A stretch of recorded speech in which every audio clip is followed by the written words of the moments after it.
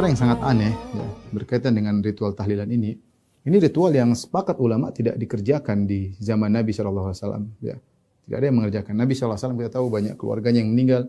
Istrinya Khadijah radhiyallahu ta'ala anha meninggal. Kemudian anak-anaknya juga meninggal. Ya. Ruqayyah, kemudian Ummu Kulthum, Zainab, ya. Kemudian Ibrahim. Ya. Anak-anaknya meninggal dan Nabi SAW sama sekali tidak pernah mentahlilkan mereka. Demikian juga orang-orang tercinta Nabi seperti pamannya Hamzah bin Abdul Muttalib ketika meninggal dan Nabi sangat mencintainya pun Rasulullah SAW tidak tahlilkan. Demikian juga banyak para sahabat yang meninggal baik di medan pertempuran atau karena sakit ya.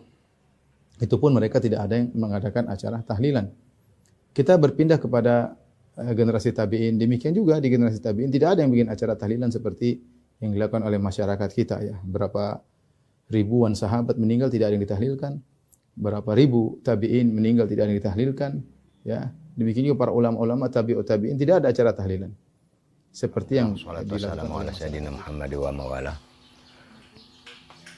Alhamdulillah kita pada hari yang berbahagia ini masih setiap hari Kamis kita mencoba untuk menyanggah kitab-kitab Imam Asy-Syafi'i yang dibacakan oleh orang-orang Al-Wahabiyah yang menyebabkan dan mengesankan itu seperti tidak nyambung seperti yang disampaikan oleh penulis-penulis dalam mazhab Asy-Syafi'iyah.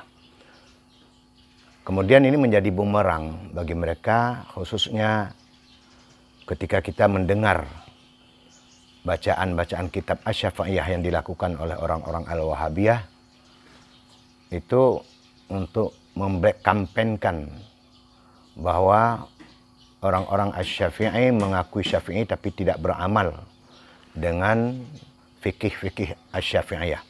Dan ini sangat berbahaya bagi kita khususnya yang belum tahu substansi daripada kitab-kitab Imam Asy-Syafi'i. Kemudian dan juga ini sekaligus untuk menjadi perbandingan ya bagi jamaah-jamaah Al-Wahabiyah yang barangkali sudah terdoktrinasi dengan apa yang sudah disampaikan oleh mereka.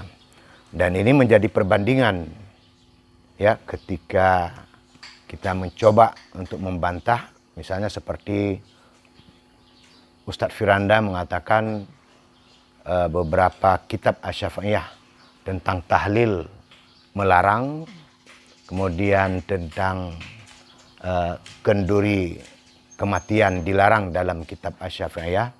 Nah ini kita perlu kita buktikan secara ilmiah apakah yang beliau baca itu sesuai atau tidak keinginan-keinginan seperti penulis tersebut. Terutama dalam sebuah video yang saya lihat, beliau mengatakan bahwa Nabi tidak pernah mentahlilkan para sahabat. Untuk kita ketahui, jelas ada di dalam hadis Nabi mentahlilkan para sahabat. Namun banyak sahabat-sahabat lain tidak Nabi mentahlilkan. Kenapa? Tentu ini tujuan tahlil adalah untuk meringankan dosa-dosa orang-orang Islam. Dan apalagi sahabat-sahabat pada masa Rasulullah SAW itu jauh dengan nilai-nilai dosa. Misalnya kebanyakan para sahabat tersebut meninggal dalam perang. Ya jelas itu kenapa harus didoakan, ditahlilkan, bahkan tidak perlu dimandikan. Nah itu jangan dijadikan sebagai rujukan bagi orang-orang Wahabi bahwa tahlilan pada masa Rasulullah tidak pernah dilakukan. Kita coba buktikan ya. Kenapa Nabi mentahlilkan kepada seorang sahabat yang bernama Sa'ad bin Mu'adz. Nah ini Sa'ad bin Mu'adz ini adalah orang yang paling dekat dengan Rasulullah. Nah sesuai dengan hadis ya, Bismillahirrahmanirrahim. Lamma dufina Sa'ad bin Mu'adz wa nahnu ma'a Rasulillah sallallahu alaihi wasallam. Sabbaha Rasulullah sallallahu alaihi wasallam fasabbaha an-nasu ma'ahu tawilan. Thumma kabbara fakabbara an-nasu thumma qalu ya Rasulullah lima sabbahta qala laqad tadayaqa ala hadir rajul as-salihu laqad tadayaqa ala hadzal rajuli salih qabruhu hatta farajahu Allahu anhu. Terkala Sa'ad bin Mu'az telah selesai dikuburkan, sedang kami masih bersama Rasulullah sallallahu alaihi wasallam. Rasulullah sallallahu alaihi wasallam bertasbih. Fasabbahan nasu ma'ahu tawilan. Maka kami juga bertasbih bersama Rasulullah sallallahu alaihi wasallam secara panjang. Artinya tawilan ini lama. Tsumma qabbara, kemudian Rasulullah bertakbir. Fakabbaran nasu, maka sahabat-sahabat lain juga ikut bertakbir, mengucapkan Allahu Akbar, Allahu Akbar. Nah, setelah Rasulullah melakukan hal seperti itu, tsumma qalu, para sahabat bertanya, "Ya Rasulullah, kenapa engkau bertasbih?" Nah, ini menggambarkan barangkali ketika sahabat-sahabat lain meninggal, Nabi tidak pernah melakukannya. Nah, ini adalah sebagai dalil ya, sebagai dalil untuk kita menisbahkan diri, khususnya orang-orang yang jauh dengan Rasulullah. Sudah 1400 tahun lebih ya kita jauh dengan Rasulullah. Apakah kita ini bisa kita samakan seperti Rasulullah? Apakah kita bisa kita samakan seperti sahabat-sahabat Rasulullah? Atau apa kita masih kita samakan seperti para at-tabi' ataupun tabi'ut tabi'in? Namun toh mereka juga melakukan. Nah, kita ini jangan terjebak dengan beberapa sahabat yang tidak ditahlilkan oleh Rasulullah, lantas kita jadikan sebagai referensi, tidak perlu kita tahlilkan. Ini buktinya, ketika ditanya oleh para sahabat, "Lima sabahta ya Rasulullah?" Kenapa engkau bertasbih ya Rasulullah? Qal, Nabi menjawab, "Laqad tadayaqa ala hadzal rajuli shalih qabruhu." Sungguh lelaki yang saleh ini, sahabat yang saleh ini, kuburnya dihimpit oleh tanah. Hatta farajahu Allahu an, sehingga Allah melapangkan kubur tersebut setelah Rasulullah membacakan takbir, kemudian tasbih. Tasbih, takbir, ini bahagian daripada Asmaul Husna. Apalagi kalau kita baca La ilaha illallah dan seterusnya. Nah, ini menggambarkan dengan Rasulullah membacakan takbir dan tahlil, ataupun Rasulullah membacakan tasbih dan takbir, kita tidak semesti secara serta-merta harus kalimat ini. Karena ada kalimat yang lebih hebat lagi, yang lebih bagus lagi. Kata Allah di dalam Al-Quran, "Fa'lam annahu la ilaha illallah." Setelah kamu baca la ilaha illallah, maka mintalah ampun untuk dirimu dan kepada orang-orang muslim, orang-orang mukmin lainnya. Tersebut di dalam Al-Quran jelas. Artinya sebelum kita minta ampun untuk diri kita dan kepada orang lain, terlebih dahulu kita minta ampun, kita membacakan tahlil dulu. Seperti yang dibuktikan, yang dicontohkan oleh Rasulullah SAW kepada sahabat.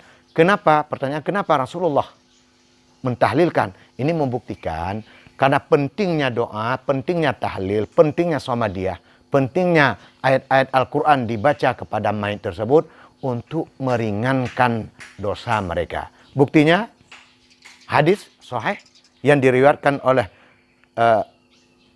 Jabir bin Abdullah dan Imam An-Nasai dan termasuk Imam Abu Daud dan banyak perawi-perawi lainnya. Hadis ini adalah sahih. Nah, menggambarkan hadis ini bahwa Rasulullah pernah mencontohkan untuk mentahlilkan sahabat yang berdosa.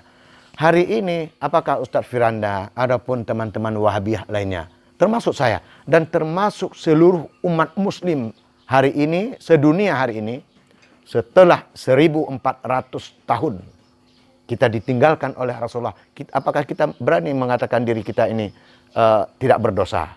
Kita terbebas dari dosa, kita tidak mendapatkan dosa, maksum seperti Rasulullah, atau minimal seperti pada sahabat-sahabat yang meninggal perang syahid. Jelas itu tidak bisa, Ustaz. Tidak bisa kita meyakini diri kita ini adalah orang-orang yang terbebas dari dosa. Maka disunnahkan. Di dalam hadis lain, boleh mengatakan yang diriwayatkan oleh Imam Abu Daud. Apa kata Rasulullah? Istaghfiru li akhikum. Mintalah ampun saudara-saudaramu yang sudah meninggal ini. Wasalu lahu tasbida. Dan mintalah kepada Allah supaya mereka kokoh untuk menjawab daripada pertanyaan-pertanyaan mungkar wa nakir. Kata Rasulullah, fa innahu al-an yus'al. Karena mayit-mayit tersebut sekarang sedang ditanya.